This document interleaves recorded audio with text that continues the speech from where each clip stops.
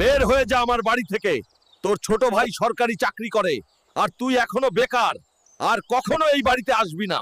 আজ সরকারি চাকরি নেই বলে মা বাবা আমাকে বাড়ি থেকে বের করে দিল, কিন্তু আমি তো মা বাবাকে অনেক ভালোবাসি। যত কষ্টই হোক না কেন, মা বাবার সামনে একদিন ছোট ভাইয়ের মতো সফল হয়ে দাঁড়াতেই হবে। হাল্ক, তোর বাবা খুব অসুস্থ, তিনি এখন হাসপাতালে আছে, তুই তাড়াতাড়ি আয়।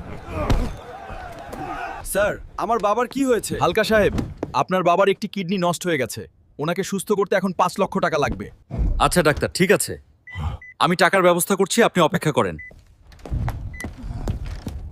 ভাই, বাবাকে সুস্থ করতে 5 লক্ষ টাকা লাগবে। তুই তো সরকারি চাকরি করিস, তুই একটা ব্যবস্থা করে দে ভাই।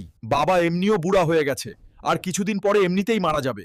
আর আমার এই কয়েক মাস ঘোষের টাকা কম আসছে, তাই আমি 1 টাকাও দিতে পারবো না। আর স্যার, আমি টাকা জোগাড় করতে পারি নাই, তাই আমি চাই আমার কিডনি দিয়ে আমার বাবাকে সুস্থ করে তুলুন। হালকা সাহেব, আপনি একই বলছেন? স্যার, আমি কি সুস্থ হয়ে গেছি আর আমার ছোট ছেলে কোথায়? আপনার ছোট ছেলে আপনাকে দেখতেও আসে নাই, কিন্তু আপনার বড় ছেলে তার কিডনি দিয়ে আপনাকে সুস্থ করে তুলেছে। বাবা হালকা, আমি না বুঝে তোকে অনেক কষ্ট দিয়েছি, তুই আমাকে মাফ করে দে বাবা। বাবা, হালকা, আমার কোলে ফিরে আয়। বন্ধুরা, তোমরা যদি মা বাবাকে ভালোবাসো তাহলে আমার ভিডিওতে একটা লাইক দাও। আর একটি সাবস্ক্রাইব করবে।